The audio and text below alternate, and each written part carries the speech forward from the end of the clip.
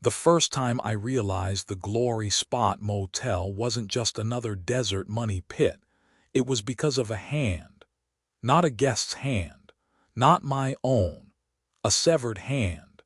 Sitting upright in the motel's only ice machine like it was waving at me, fingers frozen into a half-hearted "what's up" gesture.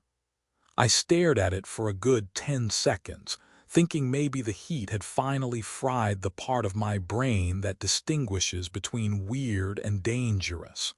But the thing didn't move. It just sat there in the cubes, pale blue, drained dry like somebody had put it on display. A popsicle from hell. I muttered something under my breath, probably a curse, maybe a prayer, and pushed my trucker hat back so I could scratch my bald head. My scalp always itched when bills stacked too high or when the desert did something it shouldn't. And both were true that afternoon. Because while the desert sun was busy boiling the tar off the parking lot, I was trying not to think about the stack of overdue envelopes waiting on my desk. Electricity, water, liquor license renewal, every one of them red-stamped. Karaoke night was coming, and if I didn't bring in cash, the lights would go out by Monday. So, yeah, a severed hand in the ice machine wasn't on the to-do list, but it sure beat thinking about bankruptcy. Looking for treasure, Hank. That was Marlene, shouting across the lot from the doorway of her room. Number 7. She was one of my long-termers, had the voice of a crow and lungs to match. Every sentence of hers ended with a cough thick enough to shake stucco off the walls. I didn't answer. She waddled closer, hacking, then hawked something from deep in her chest and spit it right onto the asphalt where it sizzled. "Christ, Marlene," I said. "Stop spitting in the lot. Looks like we're running a biohazard dump." She grinned with 3 yellow teeth. "Don't act like you care about hygiene, Hank. Half this place is held together with duct tape and lies." "Do you got both your hands?" I asked her suddenly. She squinted. "What kind of question is that? Just humor me." She lifted both arms, wiggled her stubby fingers, flipped me off, and stomped back to her room. Door slammed, leaving me alone again with the hand in the machine. Now I had 2 options. 1, call the sheriff, report the grisly discovery, and watch karaoke night die on the spot. Without karaoke, the bar makes maybe $50 a week. With karaoke, it makes half my yearly income. The numbers weren't hard. 2, fish the hand out, toss the contaminated cubes, and carry on like nothing happened. I wish I could tell you I chose the noble option, but noble doesn't pay utility bills. So I grabbed a bucket, scooped out the hand and a good 5 gallons of surrounding ice and carried it toward the lounge, whistling, casual, like I wasn't holding someone's detached body part chilled to perfection. The desert was empty as always, too hot for strays, too hot for people, too hot for anyone to witness me hiding evidence. That was the one upside of running a motel in the middle of nowhere. Privacy by default. I dumped the ice in the back alley by the dumpsters, muttered a prayer the local coyotes would carry it off, and tried not to look at the fingers poking out of the melting pile. Thursday night came fast. The Glory Spot's lounge wasn't much, 5 tables, a bar patched together from plywood, a karaoke stage no bigger than a coffin lid. But on Thursdays it filled with ranch hands, drifters, bikers, and anyone else desperate enough to sing Fleetwood Mac badly in exchange for cheap beer. I stocked the bar with lemons, limes, and stale chips, made sure the 6 blenders, 3 functional, 3 for show, were lined up, set out the mic, and prayed nobody asked for ice. By 9, the lounge was half full. By 10, it was heaving. Marlene stumbled in with her on-again, off-again boyfriend Carl, already pawing at each other like stray dogs. Rosa B., my aging Vegas showgirl, made her entrance in a glitter jacket 2 decades out of style. Everyone wanted high life pictures and vodka sodas. I kept the drinks flowing, all while thinking about the hand I dumped behind the dumpsters. The desert eats things quick, I told myself. Dogs, coyotes, buzzards, someone or something would have cleaned it up by now. I almost believed that, until the back door banged open. He came in quietly. A man I'd checked in 2 nights earlier said he was traveling with his wife, though I never saw her. The first thing I noticed was the towel duct-taped around the end of his arm, blood-soaked, dripping down his sleeve. For one awful second I thought, what if the hand in the ice was his? He crossed the lounge, pale face lit by neon, and he smiled at me. "Good evening, might we speak privately?" I wiped the bar with a rag that was more dirt than cloth. "What can I get you? Whiskey? Beer?" "Neither," he said. His voice had that off-kilter quality you can't place. Maybe British, maybe Connecticut, too polished for desert trash. "I'm not in the mood for alcohol, but I do have a request." He pulled a scratch pad from his pocket, wrote a single word, and slid it across. "Blood." I stared. He smiled politely, wrote again. "Raw meat." I forced a laugh. "What are you, Atkins?" He shook his head, crossed it out, and wrote one more word. "Human." My mouth went dry. My hands shook, turning a clean glass dirty. He leaned forward. "I assure you I can pay." I should have called Tolley, should have thrown him out, should have done anything but what I did. But then he wrote a number on that pad. A number with more zeros than I'd ever seen outside a lottery billboard. And suddenly, Thursday night karaoke didn't feel like the only thing at stake. I nodded slowly, slipped the pad into my apron, and glanced around the bar. Rosa B. was shouting for another vodka soda. Marlene was spilling beer on Carl's lap. Preacher was screaming Johnny Cash off-key. No one noticed the man with the missing hand. No one noticed me shaking. I leaned closer, voice low. "What's your name?" He grinned, teeth a shade too sharp. "Philip will do for now." Then he tapped the bar once, firm like the gavel at an auction. That night, with the lounge drowning in Fleetwood Mac and spilled beer, I realized I wasn't just running a desert motel anymore. I was negotiating with something that wanted more than money, and had already put its hand in my ice. Philip didn't stick around the bar long that first night. After scribbling his bloody grocery list and showing me more zeros than I'd ever seen outside a gas station lottery board, he excused himself politely, like he was late for church, and slipped out the side door. He didn't even flinch at the off-key shrieking coming from the karaoke stage, which told me one thing. Either the man was stone deaf, or he was used to hearing worse noises than a drunk cowboy murdering. Landslide. I poured Rosa B. her third vodka soda, snapped at Marlene to quit jamming tortilla chips into Carl's ear, and tried not to think about how much trouble I'd invited into my life.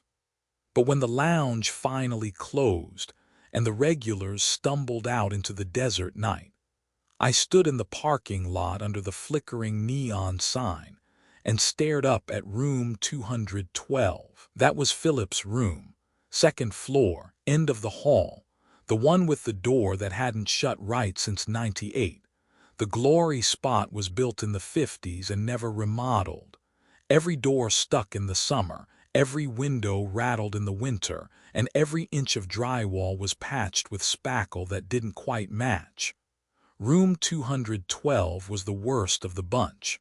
The door leaned just enough that if you didn't yank hard, it stayed cracked open half an inch.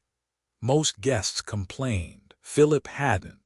He'd slid me his credit card without blinking, then asked, in that calm voice of his, whether anyone would mind if he stayed a while.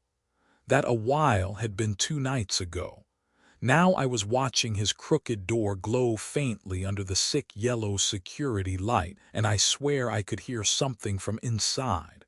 A low thrum, almost like humming or maybe moaning, hard to tell over the buzzing of the neon. I told myself it was nothing. Wind. Pipes. My own paranoia. But I didn't go to bed. I sat in the office with a bottle of cheap whiskey, listening to the desert outside until dawn cracked the horizon. The next morning I tried to play motel manager again, changed linens, restocked vending machines, replaced the no refunds sign that some drunk had ripped down, pretended the glory spot was just another rundown stop in the middle of nowhere. But around noon, Rosa B. marched into the office with curlers in her hair and murder in her eyes. "Hank," she barked, "what the hell did you put above my room?" I blinked at her. "Morning to you too, Rosa. Don't morning me. That noise has been going on for 2 nights straight, screaming, crying, like somebody's getting tortured up there. I haven't had a wink of sleep." I leaned back in my chair, praying she was exaggerating. Maybe it's the TV. She slammed her fist on the counter hard enough to rattle the bell. "Does a TV bleed through the ceiling, Hank? Because I heard it, dripping, drip, drip, drip, onto my damn bathroom floor." That made my gut clench. I reached under the counter for the maintenance log, flipped it open, and scribbled something just so I didn't have to meet her eyes. "All right," I said finally. "I'll check it out." I waited until Rosa stormed off before dragging myself upstairs. The desert sun beat down on the metal railings, and every step I took smelled like rust and hot tar. When I reached the second floor, I stopped in front of 212. The door was cracked open, just like always. But this time something dark had leaked under the threshold, spreading across the sun-baked concrete in a sticky line. Blood. I swallowed hard, knocked once, then pushed the door. It swung open without resistance. The room looked normal, bed made, curtains drawn, AC rattling in the corner. But the smell hit me like a hammer, metallic, wet, clinging. I stepped inside, eyes darting everywhere, searching for a body. No corpse, no screaming. Just a suitcase in the corner, the lid cracked open, clothes neatly folded inside. And on the desk, right next to the motel notepad and a ballpoint pen, was a single glass, half full of something thick and red. Wine, I prayed, tomato juice maybe. But the way the sunlight caught it told me otherwise. "Hank." The voice came from behind me. I spun around. Philip was standing in the bathroom doorway, shirtless, towel still duct-taped around his stump. He looked pale, exhausted, like a man who hadn't slept in a week. "You should knock before entering a guest's room," he said mildly. I tried to laugh it off. "Yeah, well, your neighbor downstairs says you're keeping her up, says she hears things." He tilted his head like I just told him a riddle. "Ah, Rosa," loud woman, very persistent. "Persistent enough to call the sheriff if she doesn't get her beauty rest," I said. That made him smile, sharp and cold. "Then we should give her something else to worry about, shouldn't we?" I felt the hairs on my arms rise. I'd been in this business long enough to know when a guest was bad news. Usually it meant meth or stolen credit cards. This was different. Philip stepped forward and the light caught his eyes. They weren't tired, they weren't human. "Mr. Dale," he said softly, "you run this place on the edge of the world. You know better than anyone that people go missing out here, forgotten, unclaimed. That's why you and I are going to get along." He picked up the glass of blood, swirled it gently, and downed it in a single gulp. I stood frozen, mouth dry, heart pounding in my ears. "You don't have to decide tonight," he continued, setting the glass down with a careful clink. "But soon, very soon, And when you do, room 212 door will always be open." He smiled again, a smile full of promises I didn't want. And I realized then that the hand in the ice wasn't a warning. It was an invitation. That night, as karaoke kicked off and laughter shook the lounge, I kept looking up at the second floor. Room 212 crooked door glowed under the yellow light, cracked open just enough to remind me that something inside was waiting. Thursday night karaoke is the closest thing the Glory Spot has to a lifeline. Without it, this place would have gone under years ago. It doesn't matter how busted the neon sign looks or how many Yelp reviews mention scorpions in the closets. If you give desert rats a microphone, a cheap picture of high life, and a chance to butcher Fleetwood Mac, they'll keep coming back. That's why, when 9 o'clock rolled around and the lounge filled with bikers, ranch hands, and the kind of drifters who look like they've been hitchhiking since the 70s, I forced myself to plaster on a grin and keep pouring, because the show had to go on, even if there was a man upstairs who had just asked me for human blood. Rosa B got up first, sequins flashing under the dusty stage light. She belted out Total Eclipse of the Heart like she was still on the Vegas Strip, voice raw but powerful. The crowd ate it up. Carl and Marlene made their entrance halfway through, arms locked around each other, stumbling toward their usual table. Marlene ordered a pitcher before I could even say hello. Carl just grinned dumbly, probably already drunk. I kept moving, kept pouring, kept acting like the world was normal, like there wasn't a severed hand that had vanished from behind the dumpsters, or a glass of blood sitting in room 212 desk. But every time the stage lights swept across the lounge, I caught myself glancing at the stairwell. About halfway through Rosa's third encore, Philip appeared. He slipped in from the side door, pale as ever, wearing a fresh button-down shirt that didn't quite hide the duct-tape stump of his left arm. He moved through the crowd without bumping a single drunk shoulder, quiet as a shadow until he was standing at the bar. "Hank," he said softly, like we were old friends. "Might I have a word?" I stiffened. "Now's not really." He slid a folded piece of paper across the bar.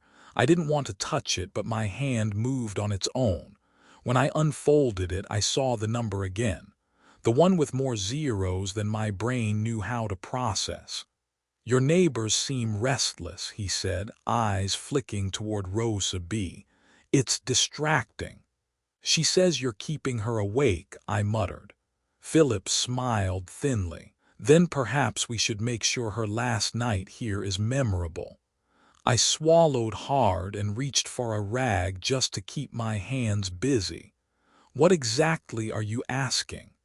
He leaned closer, lowering his voice beneath the roar of the crowd. "You provide me with what I need, and I provide you with what you want. Money.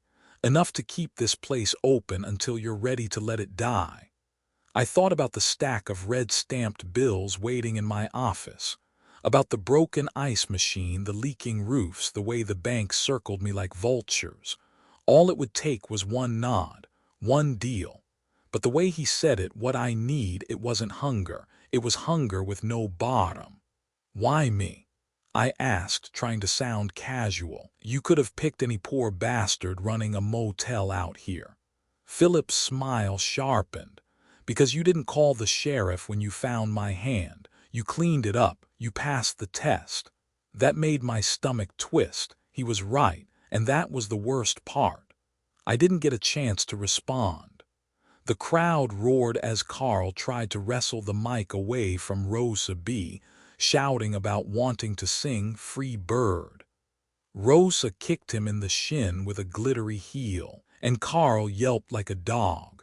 Philip chuckled softly. Such passion, such noise, if only it could be redirected.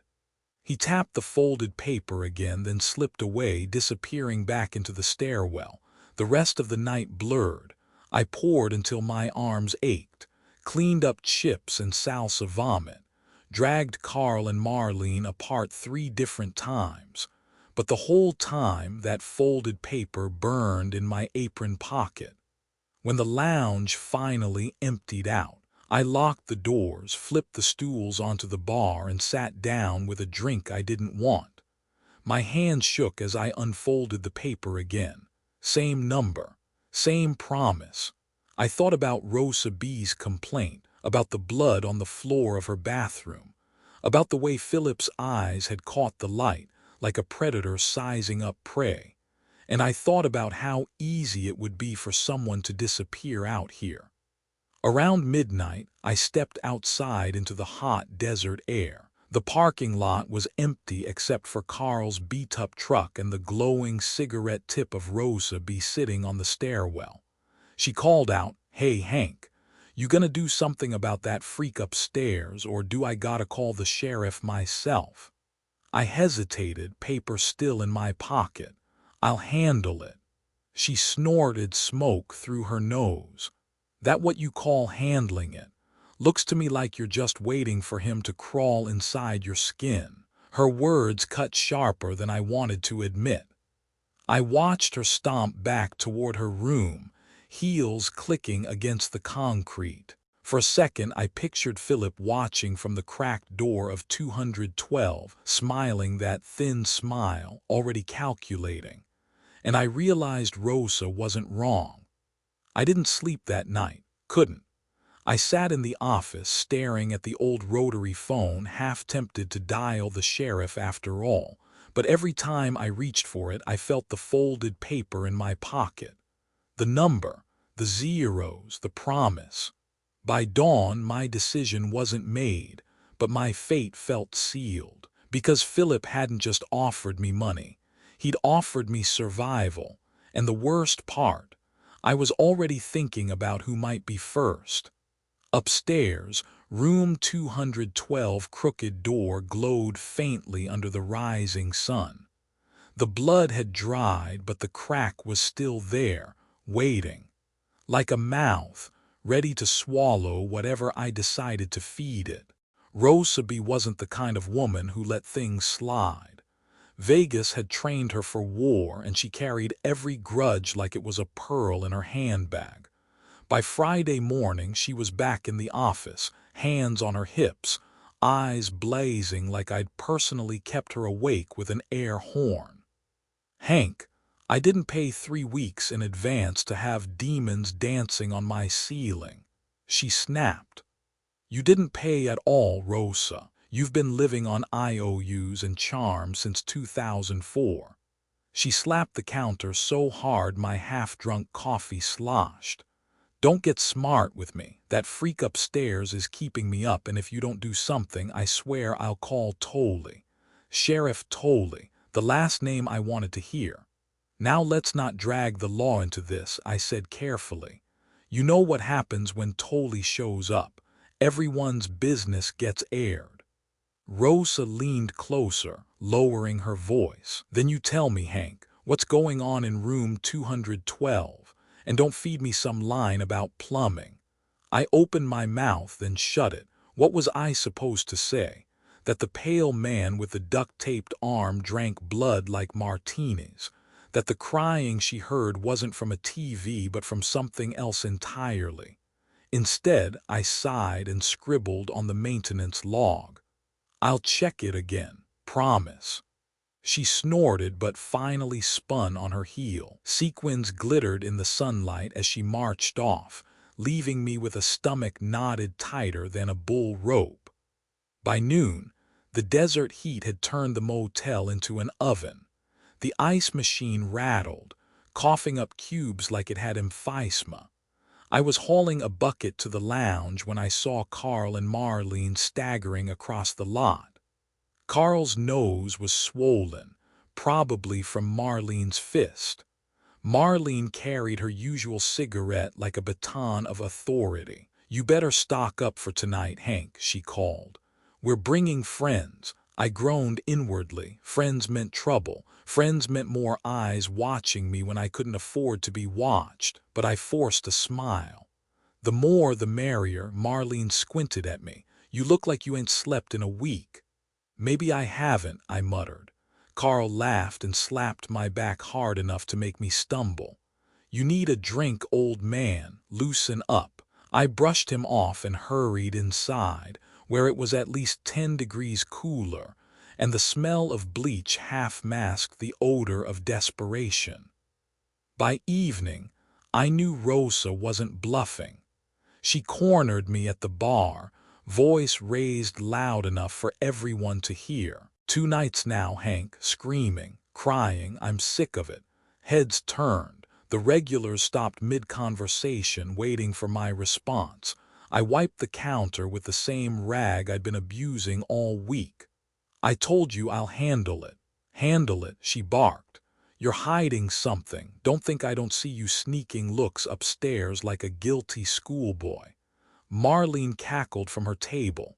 Maybe Hank's got himself a new girlfriend, screaming all night, huh? Can't say I blame her. The whole bar laughed. I tried to smile, but it felt like my face might crack. Rosa wasn't laughing. She slammed her empty glass on the counter. If you don't handle it, I will. I didn't get a chance to respond because the lounge doors opened and Philip stepped inside. The crowd quieted without knowing why. Something about him drew attention, even from the drunks too far gone to stand. His shirt was crisp, his hair neatly combed, and his eyes gleamed with that unnatural hunger I was learning to dread. He slid onto a bar stool right beside Rosa. Good evening, he said smoothly. Quite the performance earlier. Your voice is captivating. Rosa blinked, caught off guard. Compliments weren't something she got much anymore. You don't look like the karaoke type. Philip smiled, sharp and polite. I prefer to listen. Then he turned to me. Mr. Dale, might I trouble you for a refill? Something red, perhaps. The words froze my blood. Rosa tilted her head, suspicious now. What kind of drink is red, Hank? You serving this man cocktails I don't get. I scrambled. Cranberry vodka. Philip's smile widened, showing just enough teeth. Yes, cranberry will do. I mixed the drink with shaking hands. When I slid it to him, he raised it in a mock toast. To neighbors, he said softly, looking at Rosa. She frowned, then knocked back her own vodka soda. You give me one more sleepless night and you'll find out exactly how loud I can get. Philip's grin didn't falter. I look forward to it. Rosa stormed off to the stage, yelling at Carl to sit down so she could sing Gold Dust Woman. The crowd cheered, oblivious to the ice forming in my veins. Philip leaned across the bar, lowering his voice. You see, Mr. Dale, she's a liability, the kind of noise that attracts attention. You don't want attention, neither do I. I swallowed hard. What are you suggesting? Solutions, he said simply. You provide them, I compensate you. He tapped the folded paper again. More zeros, always more zeros. The rest of the night was chaos. Carl tried to fight a biker. Marlene threw chips at anyone who got too close, and Rosa sang until her voice cracked. But my eyes kept drifting to Philip, who sat at the bar like a king in exile, sipping his cranberry vodka with all the patience of a predator waiting for the right moment. When the lounge finally cleared, I wiped down the bar and locked the doors. The silence was thick, broken only by the buzzing of the neon outside. I thought about Rosa's words, about Philip's offer, about the way the desert had a habit of swallowing people whole. And for the first time I caught myself wondering how easy it would be to let it swallow Rosa B. That night, as I trudged back to the office, I glanced up at room 212. The crooked door was shut tight for once, but I knew it wouldn't stay that way. Not for long. By Saturday night, the glory spot felt different. Not busier, not quieter, just heavier. Like the air itself had thickened, pressing down on my chest every time I tried to breathe. The regulars didn't notice. Carl and Marlene were already drunk before sundown. Rosa B. was sharpening her nails on the edge of a coaster, glaring at room 212 every chance she got. The bikers lined the bar like vultures waiting for something to die. But I noticed, and so did Philip. He came down earlier than usual before the music even started and took his seat at the far end of the bar. Same crisp shirt, same too-sharp smile. The duct-taped stump was wrapped in fresh linen, now cleaner but still soaked through in patches of dark red. "Hank," he said in that calm voice that made my skin crawl, "I think it's time we tested our arrangement." I froze mid-pour. "Arrangement?" He leaned in. "You keep pretending you didn't already agree. But your silence, your discretion, that was the agreement. Tonight I'd like to see if you can follow through."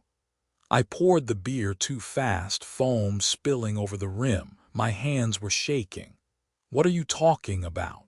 Philip's eyes flicked toward the far table. A young guy had wandered in off the highway earlier that day. Looked like he'd been hitching for weeks, dusty backpack slumped against the wall. Paid cash for a room. Didn't say more than 2 words, the kind of guest who wouldn't be missed. Philip's gaze lingered there, then drifted back to me. "That one." My stomach turned. "He's just a kid." Philip's smile didn't falter. "He's a test. And you, Mr. Dale, are being tested." I busied myself wiping the counter, praying no one else was listening. The jukebox kicked on, blasting some old Lynyrd Skynyrd track, drowning out our voices. "You can't just—" I started. Philip cut me off. "People vanish in the desert all the time. No headlines, no search parties. You know that better than anyone." I did know. Over the years, I'd seen plenty of cars abandoned on the highway, plenty of names added to missing posters at the gas station. The desert swallows the careless, always has, but it had never been my hand pushing them in. Philip slid a folded bill across the bar. Not just a bill, an entire stack. A down payment. Enough to cover 3 months of overdue utilities, with change left over for new locks. "All you have to do," he said softly, "is point him my way." The kid at the far table lifted his glass and caught my eye, giving me a shy nod. He looked grateful just to be indoors out of the heat. I forced a smile back, but my insides twisted. I slipped the stack of bills into my apron without thinking, like muscle memory. My fingers burned the second they touched it. Philip leaned closer. "Do this and we'll both know you're capable. Fail and—" He didn't finish. He didn't need to. The rest of the night passed in a blur. Drinks poured, songs wailed, Rosa argued with Carl, Marlene danced on a table until she fell off. But I kept glancing at the kid. Every time, Philip's eyes were already there, waiting, measuring me. Finally, around midnight, the kid stood and stretched, muttering something about turning in. He slung the backpack over his shoulder and headed for the stairs. Philip's hand brushed the bar just once, like a silent command. I felt my throat close. My heart pounded so loud I was sure the whole lounge could hear it. "Need more towels upstairs," I heard myself say, voice flat, casual. "Room 212. You can grab some from the cart in the hall." The kid paused, surprised I was talking to him. Sure, I guess." And just like that, I'd pointed him to his grave. I couldn't watch. I ducked into the kitchen, grabbed a mop I didn't need, and pretended to clean while my ears strained for a sound, any sound. Upstairs, a door creaked. Then silence, too much silence. When I finally dared to peek into the hall, the towel cart was still there, but the kid wasn't. The cracked door of room 212 had closed. Philip returned to the bar half an hour later, wiping his mouth with a fresh towel. His smile was wider now, sharp enough to cut. "Well done, Mr. Dale," he murmured. He set another stack of bills on the counter, larger this time. He didn't wait for me to touch it before slipping back into the stairwell. I stared at the cash while rising in my throat. My hand shook as I stuffed it deep into the register, as if burying it could erase what I'd done, but nothing could erase it. The next morning, Rosa B. cornered me again. "You hear it last night?" she demanded. I swallowed. "Hear what?" The screaming. It was worse. Louder, like someone was sawing a pig in half. My hands clenched on the counter. And then, she added, eyes narrowing, "Silence. Just silence. You tell me what the hell is going on up there, Hank, or I'm dialing Tolly myself." Her voice echoed through the office. For a moment, I thought I saw movement at the top of the stairs. "Philip, listening." I forced a smile. "Plumbing, told you I'd handle it. It's all handled." Rosa glared, unconvinced. But she didn't call Tolly, not yet. That night, when the lounge filled again, I felt the weight of room 212 pressing down on me like a second roof. Every laugh, every cheer, every glass raised, none of it mattered.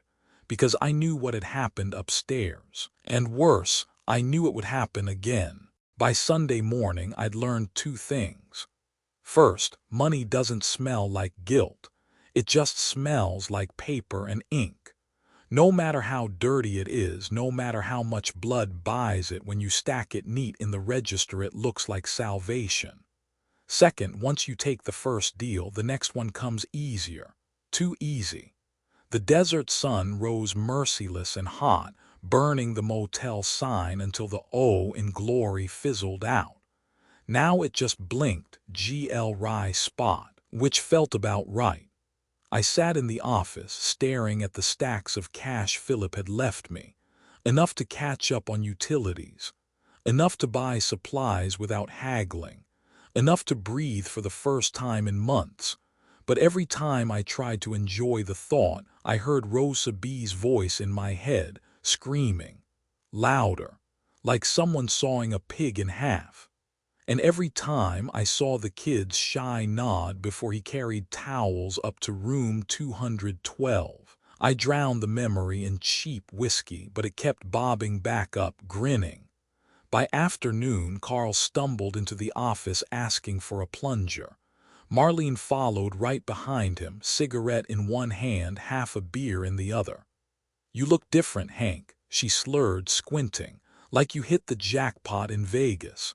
"Yeah," Carl laughed. "Where'd you get all that green stuffed under the counter?" My blood froze. "Mind your business." Marlene blew smoke in my face. "Our business is your business, Hank. Always has been." I slammed the register shut. "You want that plunger or not?" Carl grabbed it, muttered something about me being cranky, and staggered off. Marlene lingered, smirking. "You keep secrets, Hank. You better keep 'em tight. Folks around here love sniffing out blood." The way she said blood made my stomach lurch. That evening, Philip appeared at the bar just as the first stragglers wandered in. He ordered nothing at first, just sat watching, that faint smile tugging at his mouth. When the lounge was loud enough to hide our voices, he leaned across. "How does it feel, Mr. Dale?" I kept drying glasses, avoiding his eyes, "like I'm going to hell." "Ah," he said, tilting his head, "but with a full wallet, that must ease the trip." He slid another folded paper across the bar. This one wasn't a number, it was a list. 4 names, guests, all checked in within the last 2 days. I stared at the names until the letters blurred. "You want me to pick?" Philip's smile sharpened. "Think of it as curating. Not all souls are equal. Some are heavier, some lighter. You'll learn to tell the difference." Rosa B. clambered onto the stage, belting out, "These boots are made for walking." The crowd whooped. I folded the paper and shoved it deep into my apron. My throat burned like I'd swallowed fire. Philip raised his glass, cranberry vodka again, though I knew what he wished it was. "To choices," he said softly. I downed a shot of whiskey just to keep from screaming. The night blurred into chaos. Carl broke a chair wrestling with a biker. Marlene hurled peanuts at Rosa when she wouldn't give up the mic. Someone puked in the men's room sink. Same circus, different Thursday. But my eyes kept darting to the guests whose names were on that list. A woman in her 40s chain-smoking by the jukebox. A man in a pressed suit too clean for the desert. A trucker nursing a soda, not a beer. And a college kid writing in a notebook, headphones in. Normal people, travelers. People who thought this place was just another cheap stop before the highway stretched out again. I couldn't decide which was worse, that Philip wanted me to pick, or that part of me was already weighing them like cuts of meat. When the lounge finally emptied, I staggered into the kitchen and splashed cold water on my face. My reflection looked like hell, red eyes, sagging skin, a man cracked down the middle. The folded paper burned in my pocket. Behind me, Philip's voice slid out of the shadows. "You chose well last night. Do not lose your nerve now." I spun around. He was standing by the walk-in fridge, pale and smiling like he'd been there the whole time. "Get out of my kitchen," I rasped. He didn't move. "Blood money spends the same as clean money, but it buys more, Mr. Dale, so much more." He stepped closer, lowering his voice to a whisper. "The first test is always hardest. After that, you'll wonder how you ever lived without it." I wanted to tell him to go to hell, to pack his bags and vanish back into whatever nightmare he'd crawled out of. Instead, I stood frozen, staring at the folded paper in my pocket, my heart pounding like a drum. Because deep down, I already knew the truth. The glory spot wasn't just a motel anymore. It was a hunting ground. And I was already the bait. I didn't sleep Sunday night. Couldn't. Every time I shut my eyes, I saw the paper in my apron. 4 names. 4 people upstairs who thought they were just passing through the desert. By dawn, I'd memorized them without meaning to. The chain-smoking woman at the jukebox. The clean-suited man who stuck out like a sore thumb.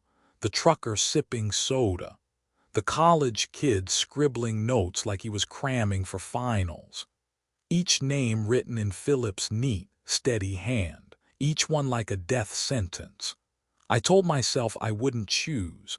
Couldn't, but the weight of the list pressed on me all day, heavier than the desert sun, heavier than the overdue bills stacked in the office drawer. And heavier still was the sound I heard drifting down from room 212, low, muffled, but unmistakable, screaming. By afternoon, Rosa B. was at my throat again. "Hank," she barked, storming into the office, "you think I'm deaf? That freak upstairs has been howling all morning." I rubbed my temples. "It's plumbing, Rosa, I keep telling you."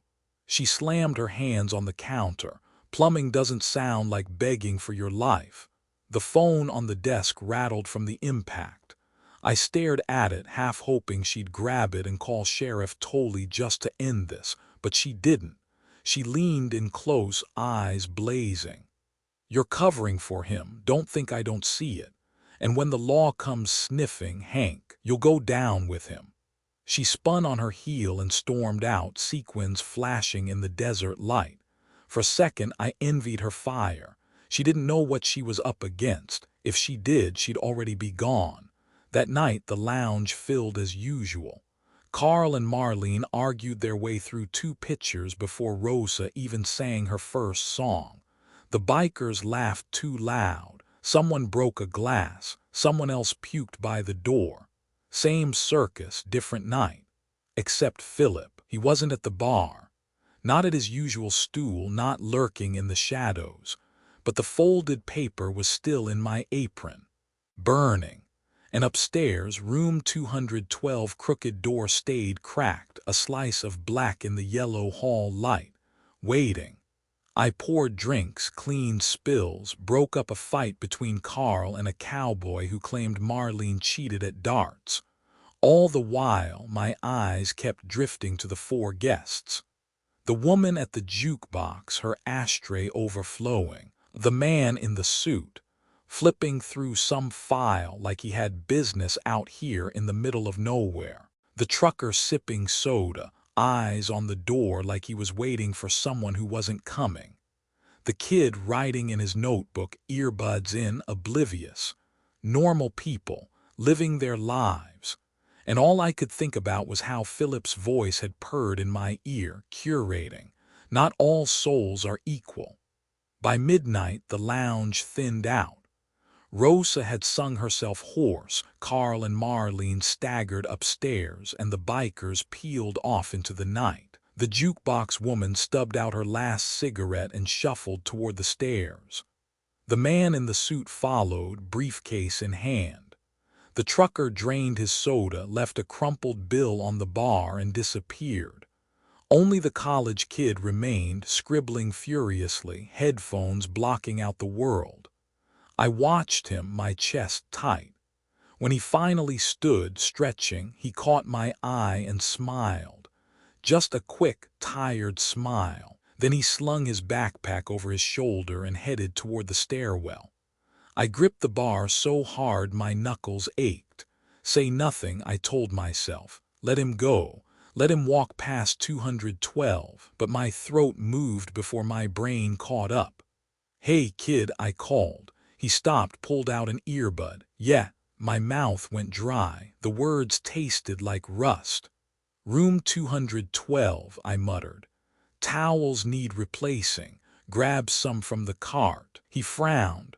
Sure. And just like that, I'd chosen. I couldn't watch him walk down that hall. I busied myself wiping the bar, scrubbing the same spot over and over until it gleamed. My ears strained for a sound, any sound. A door creaked. Then silence, too much silence. Philip appeared half an hour later, sliding onto the bar stool like he'd been there all night. Well done, Mr. Dale, he said softly. I didn't answer. He slid another stack of bills across the counter. Larger than before, crisp, heavy. I stared at it, bile rising in my throat. How many more? Philip smiled, sharp and cold. As many as you're willing to provide. He lifted his glass, cranberry vodka again, and raised it in a mock toast. To the list, he murmured, and to your growing appetite.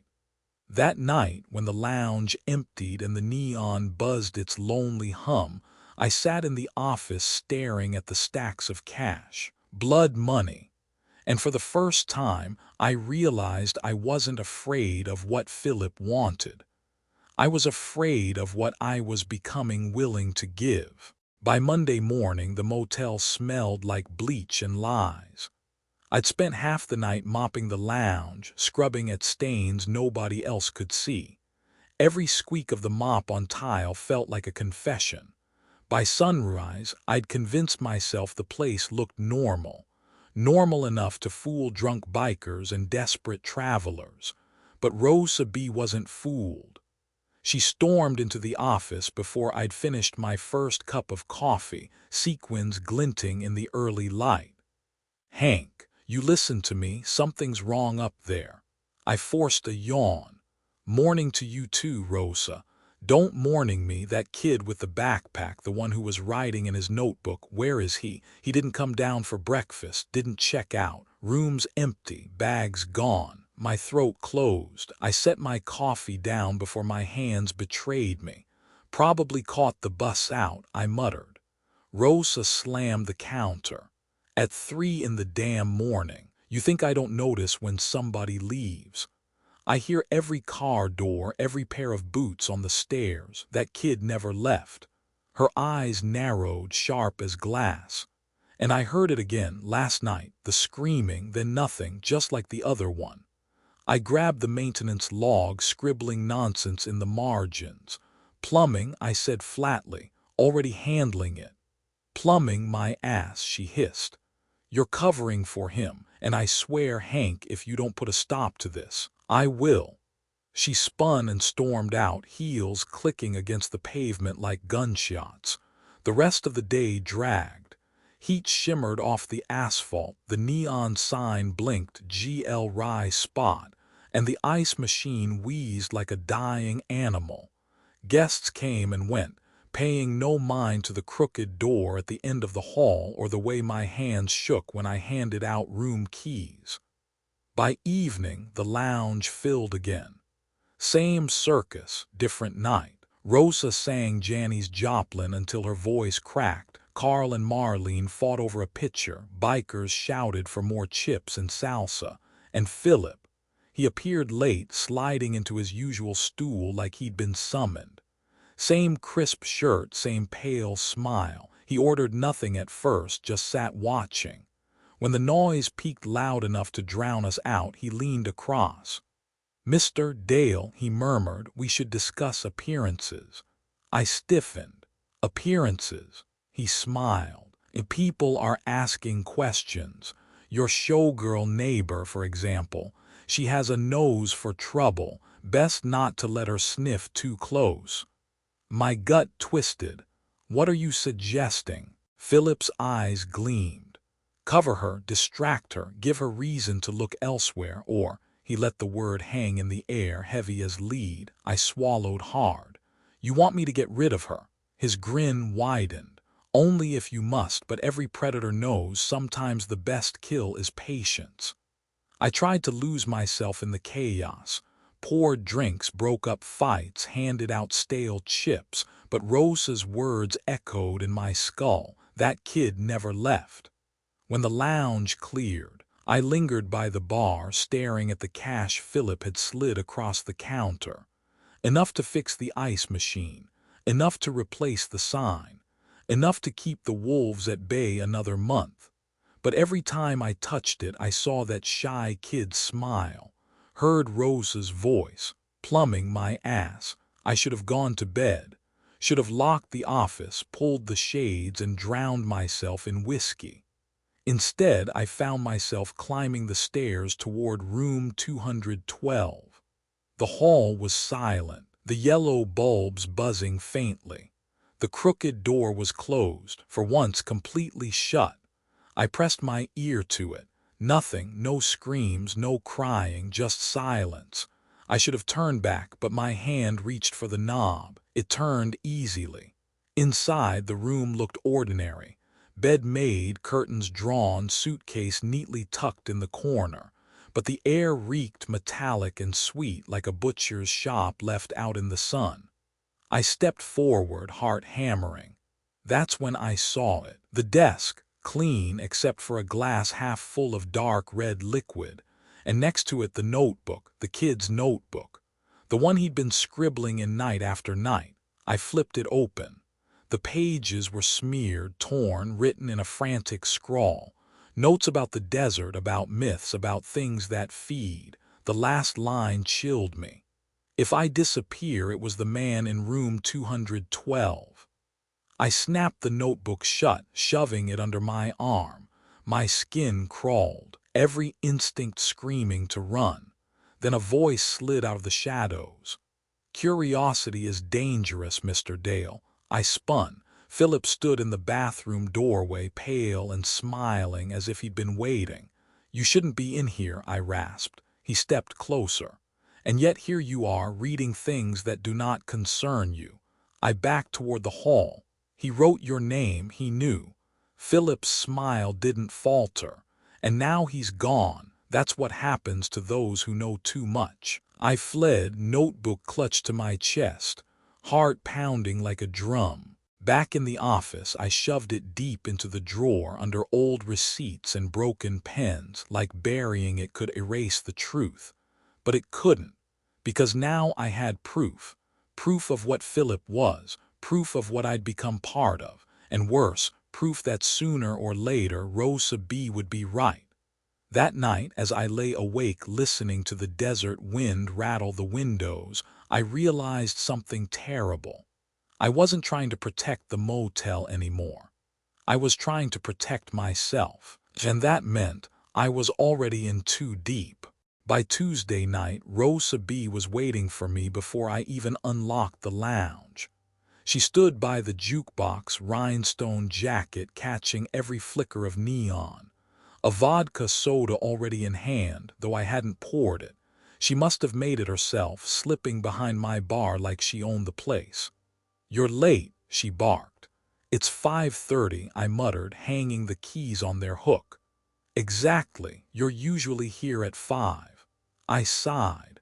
Rosa B. had always been sharp, but lately she'd been sharpening herself against me, every word a whetstone. "What do you want, Rosa?" I asked. Her eyes narrowed. "Answers." I tried to laugh her off, but Rosa wasn't having it. She set her drink down hard, ice cubes clattering. "Don't play dumb, Hank. That kid didn't leave, and I know you know it." I wiped the counter, more for something to do than because it needed cleaning. "People come and go. This is a motel. That's the business. This is my home," she snapped.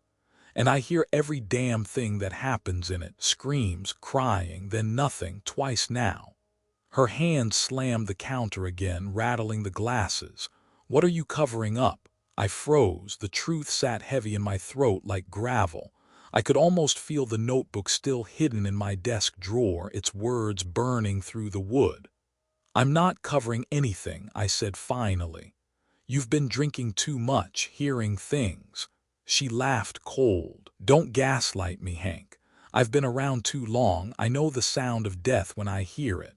She leaned closer, her perfume sharp under the smoke. "Here's the deal. You either tell me what the hell is going on in this place or I go to the cops." My chest tightened. "Cops won't believe you."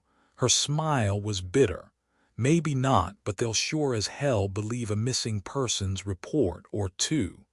I stared at her, sweat crawling down my back.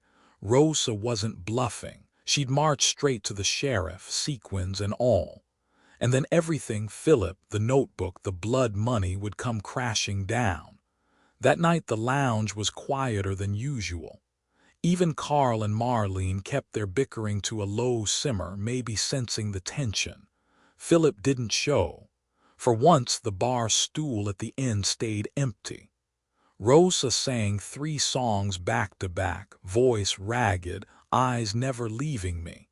Every lyric was an accusation. Every cheer from the crowd was a warning bell in my ears. By closing time, she lingered by the bar, sipping slowly, waiting.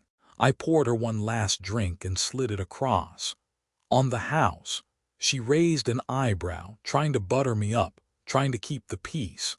Her nails clicked against the glass. "Peace runs out, Hank, remember that."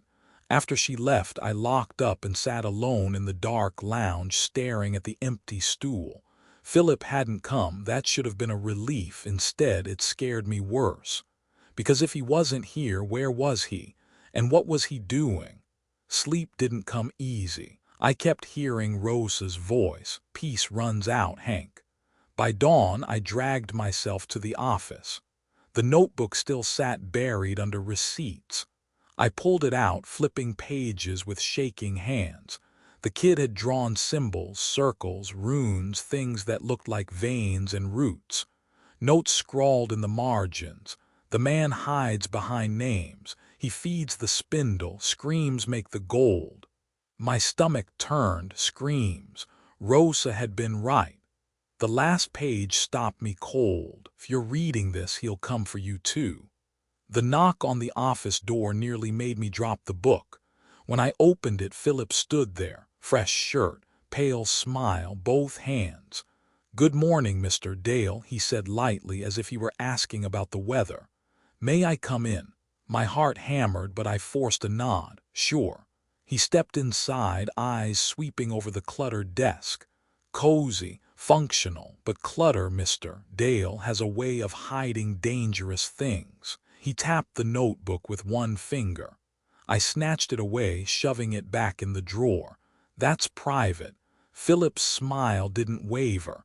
"Of course, but private things have a way of becoming public, don't they? especially when certain loud women take an interest. "Rosa," I muttered. "Yes, Rosa." His tone was velvet over steel. "She's becoming a liability." He leaned closer, eyes glinting. "You have two choices, Mr. Dale. Either you silence her or I will." Ice crawled down my spine. "She's been here for years. People know her. She'd be missed." Philip chuckled softly. "Everyone is missed briefly, then forgotten, even you one day, but if you wish to protect her, then convince her, by her silence, or," his eyes flicked to the drawer, "add another zero to the price." I stared at him, throat dry. "You're asking me to kill her." "I'm asking you," he said smoothly, "to keep our business running, uninterrupted." When he left, the office felt smaller, hotter, the walls pressed in. I sat at the desk for hours, the notebook burning under my hand, Rosa's laughter echoing in my ears. One truth was clear. I couldn't keep lying forever. Either Rosa would bring the cops down on me or Philip would make her disappear, and whichever happened, my hands would be soaked in blood. That night, as I poured drinks and pretended to smile, Rosa caught my eye from across the room. She raised her glass, lips curling into a smirk. It wasn't celebration. It was a warning. Her ultimatum was clear. Tell her the truth, or she'd drag it into the light herself. Thursday night at the Glory Spot had always been chaos, but this time it felt like a storm rolling in.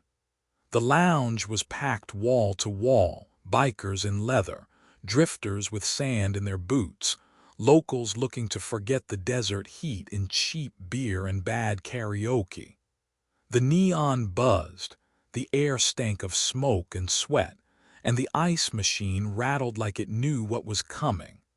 I poured drinks on autopilot, but my mind was elsewhere, locked between Rosa's ultimatum and Philip's demand.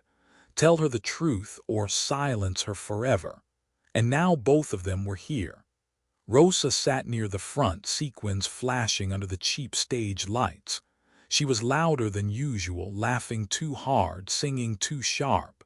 Every note was a shot across my bow.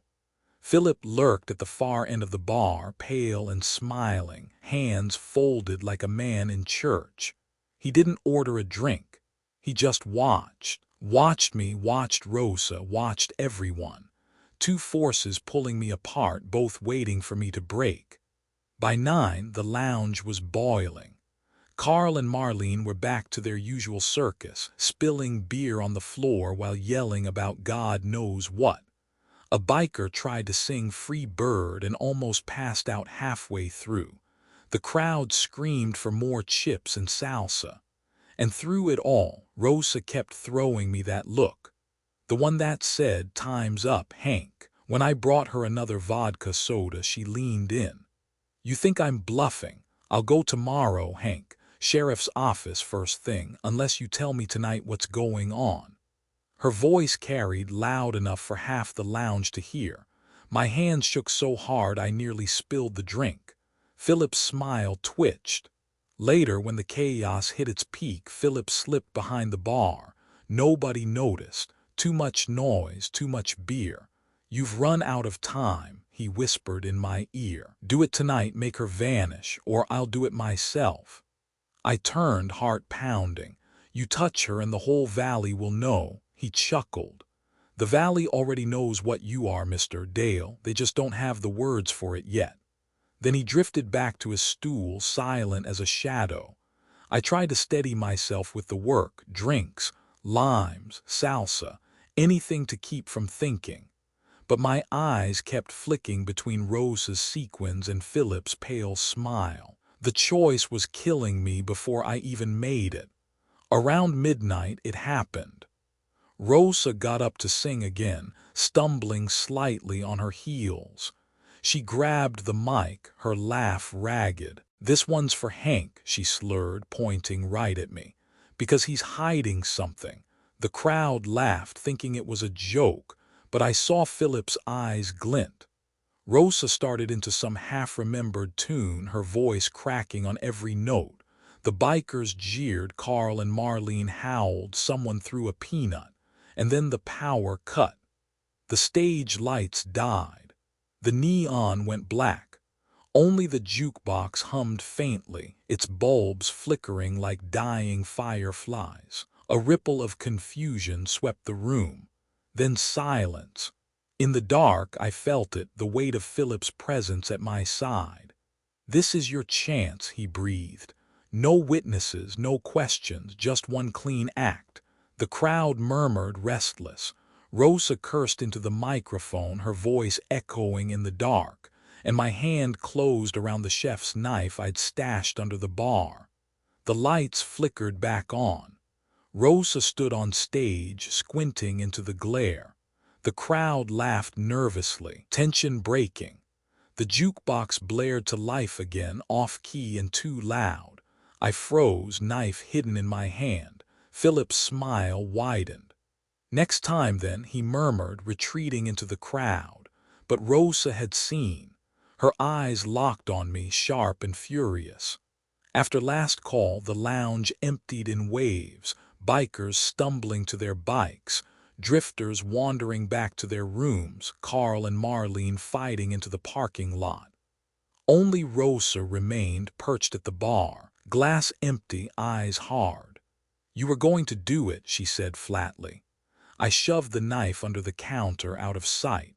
"You're drunk." She leaned forward, voice low. "Don't lie to me, Hank. I saw the blade, saw the look in your eyes. That wasn't plumbing keeping me up at night. That wasn't noise. That was murder." Her hand slammed the bar, nails digging into the wood. "Tomorrow, sheriff's office, unless you give me the truth tonight." The room felt too small, too hot. My chest heaved. The notebook upstairs, Philip's gold promises, Rosa's piercing stare, all of it crashed together. "I can't," I whispered. "You will," she snapped. Before I could answer, the back door creaked. Philip stepped in, silent as ever, two hands, too white, too clean. "Still here?" he asked softly. Rosa turned, eyes narrowing. "So this is him." Philip smiled. At last an introduction. Rosa looked back at me. "Hank, what the hell is he?" I opened my mouth, but no words came. Philip's smile grew sharper. "That, my dear, is a story best told in screams." The tension cracked like a gunshot. Rosa grabbed the empty glass and hurled it. Philip didn't flinch. The glass shattered against the wall, shards raining down. "Stay away from me," she snarled, backing toward the door. "Stay the hell away from both of us." She fled into the night, sequins flashing under the neon glow. Philip watched her go, then turned to me. "You've lost control," he said. "Fix it, or I will." Then he left, vanishing into the desert heat like a ghost. I locked up in silence, the knife heavy in my hand. Thursday night karaoke had always been blood and beer, but now it was just blood waiting to spill. And I knew next week there wouldn't be any way to stop it. By Friday morning, Rosa was already waiting. I found her in the parking lot, arms crossed, rhinestone jacket glinting in the sun like armor. She didn't bother with pleasantries. "We need to talk." I adjusted my trucker hat, stalling. "You pick the worst times, Rosa. There aren't any good ones left," she snapped. "Not with him hanging around." Her eyes cut toward room 212, that crooked door at the far end of the second floor. The curtains were drawn, same as always, too neat, too quiet. "I don't know what game you're playing, Hank," she said, voice low. "But I've lived through too many lies to let this one slide. Something's in that room, and it ain't just bad plumbing." She stepped closer, lowering her voice to a rasp. "Last night I saw you, knife in your hand, ready to do it." My throat tightened. "You don't know what you saw." "I know enough," she hissed. "And I know one more thing, you're in over your damn head. Whatever that man is, he's not normal. And if you don't stop him, Hank, he'll chew this place apart, you included." Her eyes burned into mine. "You want my advice? Burn that room to the ground." The day dragged like a sentence. I tried to lose myself in chores, changing sheets, unclogging drains, chasing Carl off the roof when he decided it was a good place to sunbathe. But Rosa's words clung to me like smoke. Burn that room to the ground. Every time I passed 212, I imagined gasoline sloshing across the carpet, a match flaring in my hand. Quick, simple, final. But then I'd see the notebook in my mind's eye, the kid's frantic scrawl about the spindle, about screams becoming gold. And I'd feel the wad of Philip's cash in my pocket, heavy as a chain. Fire might end the nightmare, or it might just burn me alive. By evening, Rosa was back in the lounge. She didn't sing, didn't drink, just sat near the bar watching me like a hawk. Around 9, she leaned over the counter. "Tomorrow morning, I'm driving to the sheriff. You've got until then, Hank. Tell me the truth or I do."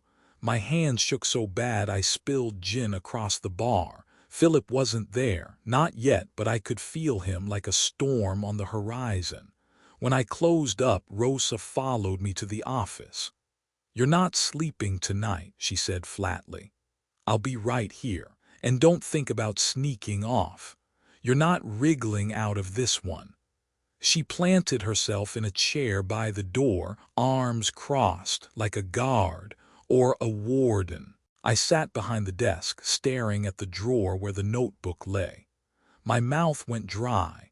If I told her, she'd never believe me. If I stayed silent, Philip would handle her his way.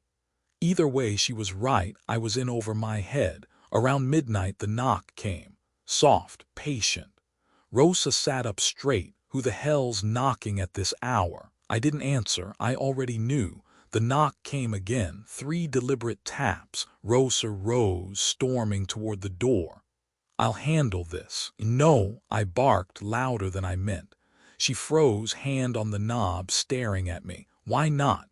"Because he was waiting, because he'd told me if I didn't silence her, he would." I swallowed hard. "Because it's him." Her face paled. She pulled her hand back like the knob had burned her. "Open up, Mr. Dale." Philip's voice drifted through the wood, smooth as velvet. "We need to talk." Rosa's eyes went wide. She mouthed, "Don't you dare." I stayed frozen, silent. The knob rattled gently, but the lock held. Philip chuckled. "Very well, tomorrow night then." His footsteps faded into the desert quiet. For a long moment, neither of us spoke. Then Rosa turned on me, fire back in her voice. "See, you know what he is." I rubbed my face with both hands, groaning. "You don't want to know, Rosa. Trust me. Try me."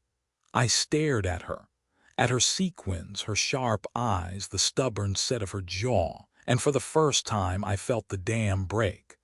"There's something in that room," I whispered. "Not him with him. It eats flesh, blood, screams. He calls it a spindle, feeds it, and it spits out gold." Rosa's face twisted. "Gold?" I nodded miserably. "I've seen it. Coins, real, enough money to fix everything, enough to ruin me too."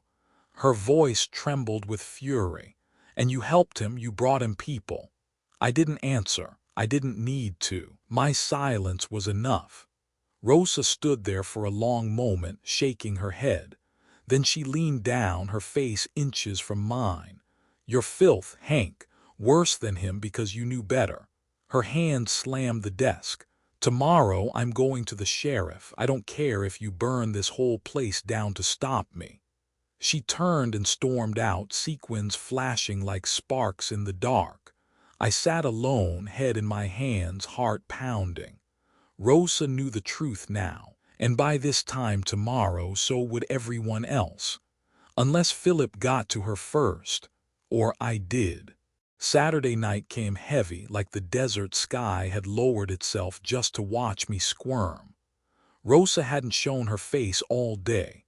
Not in the lounge, not on her porch, not even yelling at Carl to stop pissing off the balcony. That worried me more than if she'd barged into the office screaming threats. Silence from Rosa meant she was moving, planning, and Philip knew it. By 9, the lounge was humming. Karaoke blared, bikers slammed pitchers, Carl passed out on a table while Marlene drew a mustache on him with eyeliner. I tried to lose myself in the routine. Pour drinks, slice limes, wipe spills, pretend nothing had changed. But every time I looked up, Philip was there, sitting at the far end of the bar, untouched glass in front of him, smile sharp as broken glass. Finally, when the crowd roared loud enough to cover us, he leaned in. "It's time, Mr. Dale," he murmured. My gut twisted. "Time for what?" He chuckled softly. "For you to witness what I've been cultivating. You've danced at the edge long enough. Tonight you'll see the spindle in full bloom." I wanted to tell him no, wanted to throw him out, call the sheriff, burn the place to the ground. But when he slid that envelope across the bar, fat with hundreds, my hands moved before my brain did. "After closing," he said, "bring your courage." Then he stood, pale as moonlight, and walked out the back door. By 2 a.m., the lounge was empty. Rosa still hadn't appeared. The neon sign buzzed like an insect dying. I should have gone home, locked the office, pretended none of it existed. Instead, I found myself climbing the stairs toward room 212, envelope heavy in my pocket. The door creaked open before I touched it. Philip stood inside, smiling like he'd been expecting me all along. "Good," he whispered. "Come see." The smell hit me first. Rot and metal, copper and heat, like a slaughterhouse welded shut in the desert sun. Then I saw it, the spindle. It filled the bathtub, a writhing knot of flesh and bone, pulsing like a living engine. Too many mouths gaped open, too many eyes rolled white. Thin strands stretched from it like veins, burrowed into the walls, the floor, the pipes, feeding, growing. I gagged, stumbling back. "What the hell?" "Beauty," Philip murmured, stepping closer. "Raw, terrible beauty. With the right offering, it spins agony into gold." He reached down, unzipping a suitcase by the tub. Inside was what had once been a man, or pieces of one. My stomach lurched. Philip fed the chunks into the spindle, hands reverent like a priest offering bread and wine. The mouths screamed when the flesh touched them, screams that vibrated in my bones. And as the screams built, the spindle shuddered, then shat out a stream of coins across the tiles. Gold, fresh, gleaming, dripping with slime. Philip scooped a handful, holding them out like a gift. "Do you see now, the miracle?" I staggered back, bile rising in my throat. "That's not a miracle, that's power," he finished smoothly. "And it can be yours, too." He dropped the coins into my hand. They burned cold, sticky with green slime. I wanted to throw them away, but my fingers clenched tight around them. "How many bodies?" I whispered. "As many as you can bring," Philip replied calmly. "The spindle grows hungrier with each feast, but it rewards in kind." He leaned closer, his smile stretching too wide. "We could be kings, you and I. The desert would bow, riches beyond counting. All it takes is a steady supply." I looked back at the tub. The mouths wailed, the eyes rolled, the gold piled higher. And for one terrifying second I saw it the way he did. Not as horror, but as salvation. Money enough to wipe my debts, fix the motel, buy respect I'd never had. Then I thought of Rosa, of the notebook, of the shy kid who'd never made it to his bus. My stomach flipped. I threw the coins across the room, scattering into the shadows. Philip's smile didn't falter. "You'll come around. Greed always wins."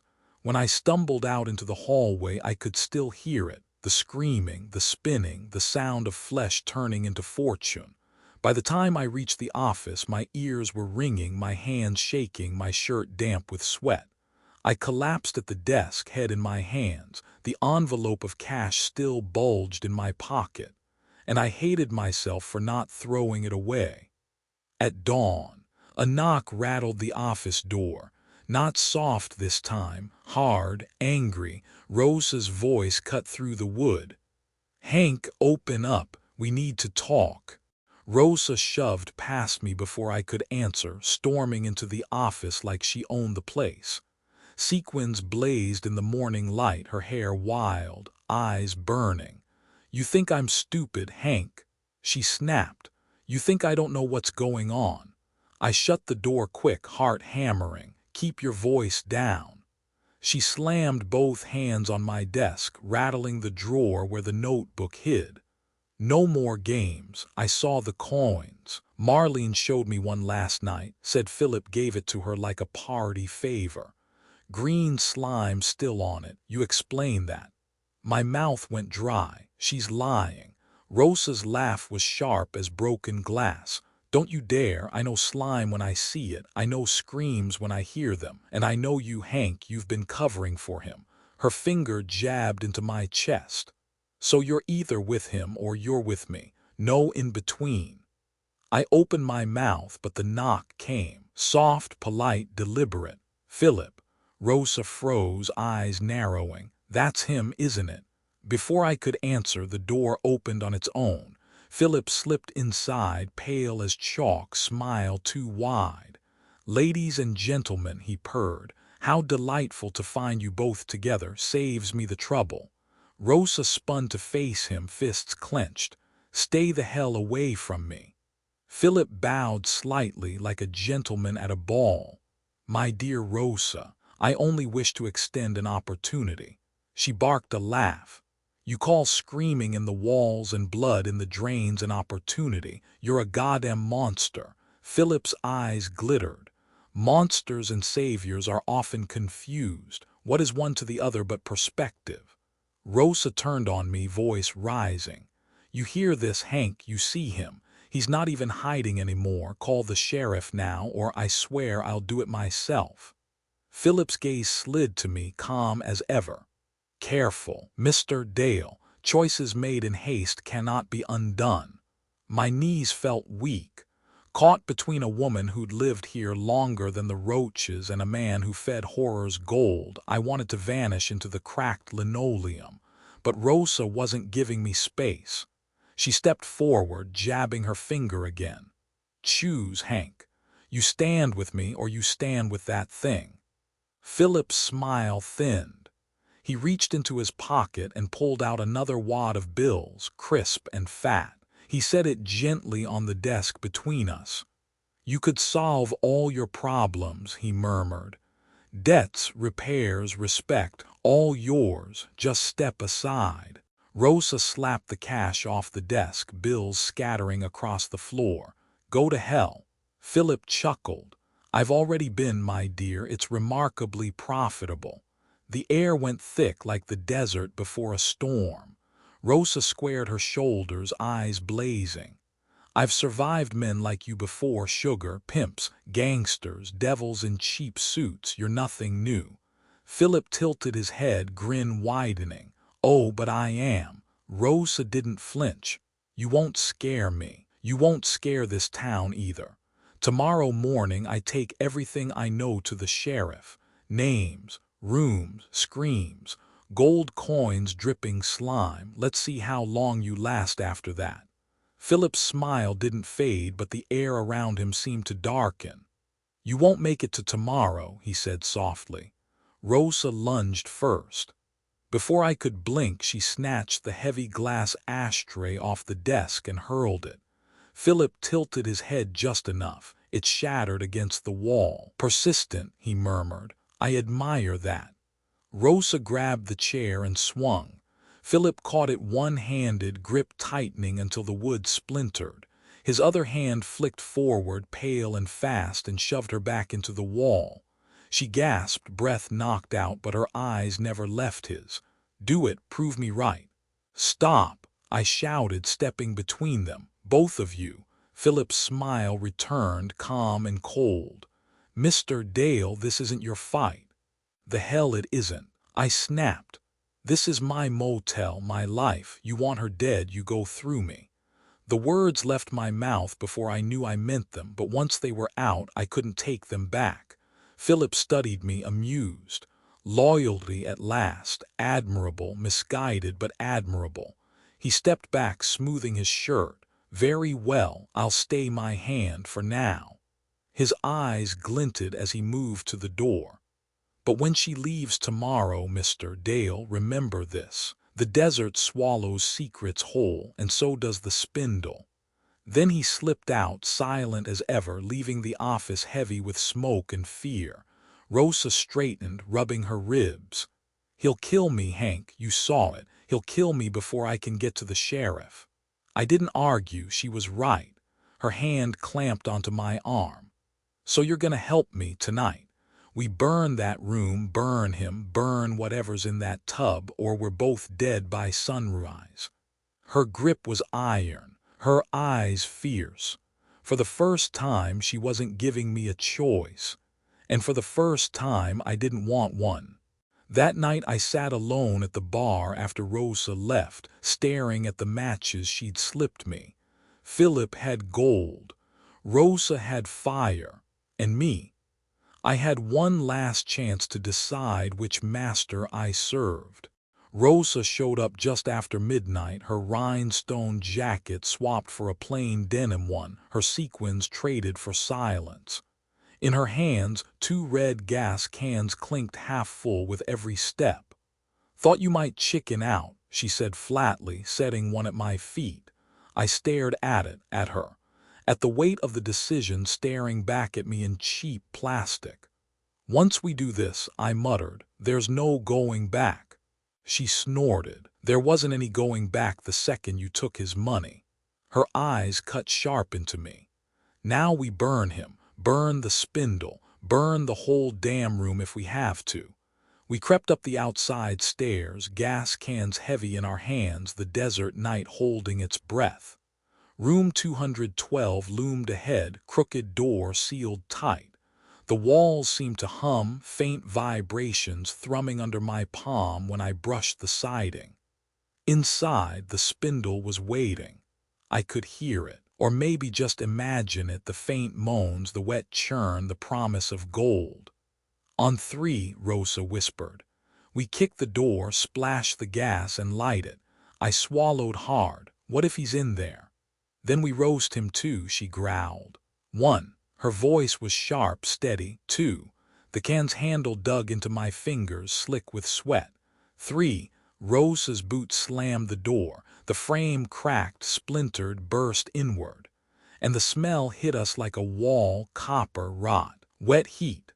The sound followed, groans and screams woven together like 100 mouths crying through water. I stumbled back, gagging. Rosa didn't hesitate. She hefted the can and sloshed gasoline across the carpet. "Move, Hank," she barked. My body obeyed, legs carrying me inside, can tipping, fuel soaking into the stained floor, the peeling wallpaper, the bathtub that crawled and pulsed with living horror. The spindle writhed as the fumes hit, its mouth screaming louder, eyes rolling white. Strands lashed out, snapping against the walls like whips. I froze, paralyzed. Then Rosa shoved a book of matches into my chest. "Light it." My hand shook, my thumb scraped. A match flared, sulfur sharp in my nose. I stared at it, flame trembling, the whole world balanced on that tiny fire. And then a voice slid through the smoke. "Mr. Dale, Philip." He stood in the doorway, calm as if we'd invited him. His white shirt glowed in the dark, his smile never fading. Now," he said gently, "that's no way to treat a guest." Rosa spun on him, matchbook still clutched tight. "Stay back or I torch this whole place." Philip stepped forward, unfazed. "You think fire frightens me? The spindle has endured centuries. Flames are nothing to it, they only make it louder." The mouths shrieked as if to prove his point, the walls trembling under the sound. Rosa snarled, striking another match. "Then we'll see how loud it screams when it dies." She hurled it into the gasoline-soaked carpet. Flames roared to life. The fire spread fast, racing across the floor, licking up the curtains, devouring the wallpaper. Heat blasted against my skin, smoke clawing at my lungs. The spindle shrieked, mouths howling in unison, gold coins vomiting out across the tiles as it writhed and thrashed. Philip only smiled wider. Beautiful, isn't it? Creation through destruction. The ceiling cracked, plaster rained down, flames chewed at the beams overhead. "Move," Rosa shouted, grabbing my arm. "We've got to get out." We stumbled into the hall, coughing, eyes burning. Behind us, the room roared like a furnace. Heat chased us down the corridor, smoke billowing. Philip followed at a calm pace, untouched by the fire. His voice carried through the smoke, smooth as ever. "You can burn the walls, Rosa. You can burn the roof. But the spindle is not bound to wood and plaster. It will live as long as there are mouths to feed it." His eyes flicked to me. "And Mr. Dale knows how easy it is to find mouths." Rosa spat, voice raw. "You're done, sugar. This motel goes up in flames, so does your little gold machine." Philip's smile thinned. "You mistake inconvenience for defeat." The floor trembled under us, the whole building groaning as flames spread. From inside the room, the screams reached a fever pitch. Agony and ecstasy blended into one. And then, through the fire, something shifted. The wall burst outward, tendrils of flesh and bone lashing into the hallway, writhing with flame. The spindle was breaking free. Rosa yanked me back, nearly dragging me down the stairs. We stumbled into the parking lot, gas cans clattering to the asphalt. Behind us, fire poured from the second floor, flames clawing at the night sky. Guests spilled out of their rooms, shouting, running, some laughing drunk, thinking it was just another Thursday night disaster. Carl pointed up, slurring. "Hot damn, Marlene, look at that barbecue."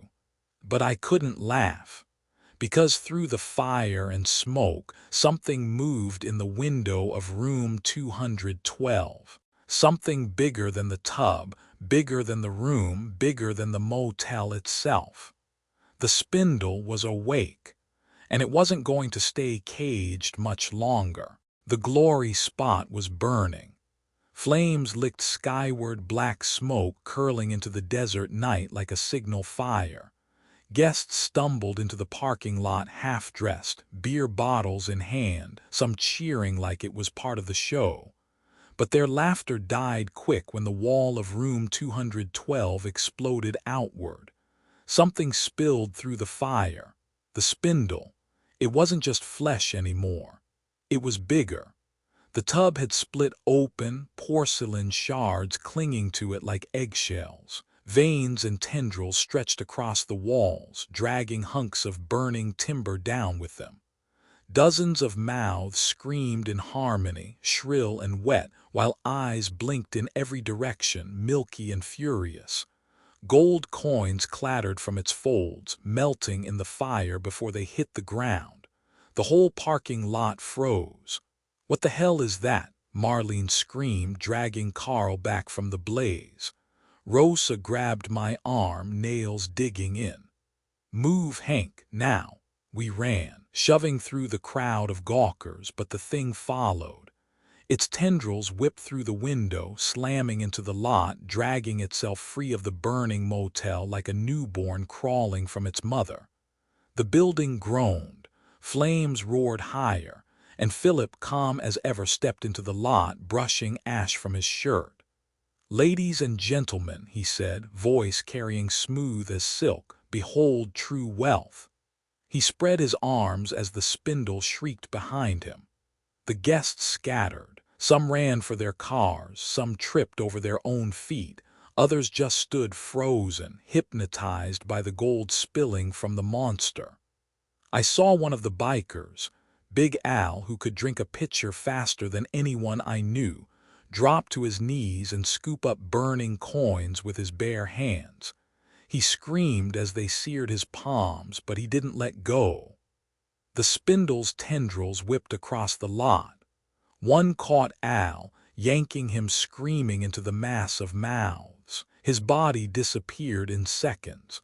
Only his wallet hit the pavement. Chaos erupted. "Get to the truck," Rosa barked, dragging me toward the rusted Chevy parked by the dumpsters. I stumbled after her, lungs burning from smoke, ears ringing with screams.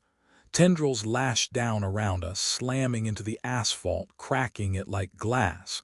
We ducked behind the truck as one slammed inches from my head, spraying dirt and gravel.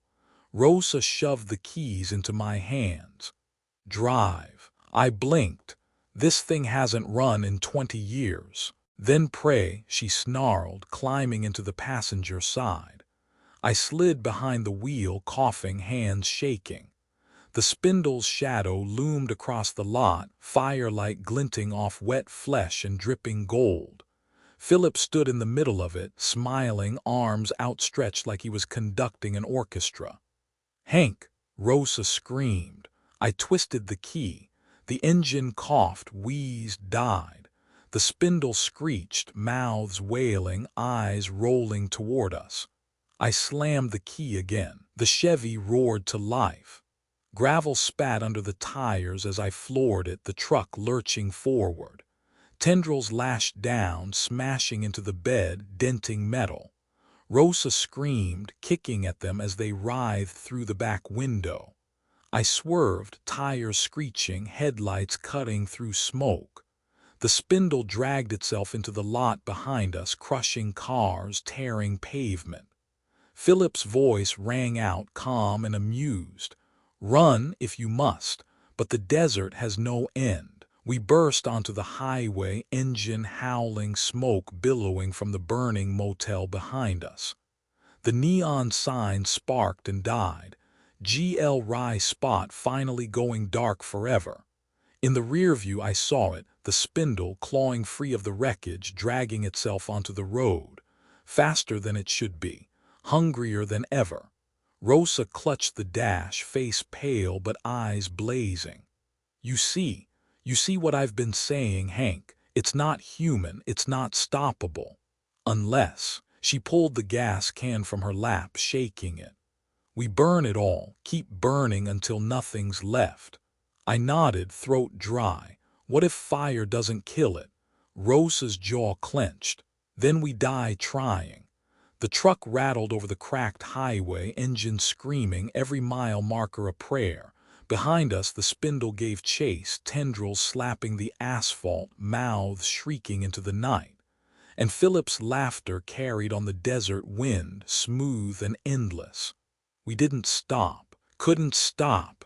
The desert was wide, the night long, and the spindle wasn't far behind. The glory spot was gone, but the nightmare had only just begun. The desert swallowed the road in every direction, endless black stretching under a sickle moon. The Chevy rattled like its bolts would shake loose, the engine coughing with every mile. Rosa sat rigid in the passenger seat, gas can clutched in her lap like a holy relic. Her face was gray with smoke, but her eyes still burned. Behind us, the spindle thundered across the asphalt, dragging itself on tendrils of bone and flesh, leaving gouges in the highway. Its mouth shrieked in chorus, 1,000 tortured voices echoing through the night. And Philip, calm, untouched, stood at its center like a conductor, his smile visible even in the dark. "We can't outrun it," Rosa shouted over the roar. "We've got to make a stand." I slammed the wheel, swerving onto a dirt spur that cut into the desert. The truck fishtailed, gravel spraying, headlights bouncing off scrub and rock. The spindle followed, crashing across the sand like a tidal wave of meat and hunger. "We burn it here," Rosa yelled, fumbling for her matches. "This is it, Hank, now or never." I skidded to a stop on a flat stretch of dirt, headlights cutting a pale tunnel into the night. The truck wheezed, shuddered, then died. Rosa leapt out, splashing gasoline in a wide arc, her silhouette fierce in the beams. I grabbed the second can, dousing the ground, my hands shaking so bad I nearly dropped it. The spindle reared up on the ridge, silhouetted against the moon. Screams split the air, mouths gnashing, gold coins spilling from its folds like rain. And Philip stepped forward, his voice carrying clear as glass. "Mr. Dale," he said smoothly, "one last offer." I froze, matchbook trembling in my hand. "Leave the woman," Philip said, his smile never faltering. "Let the spindle feast and you will be rewarded, riches beyond measure, gold enough to buy back your soul 1,000 times." Rosa spun on me, eyes wild.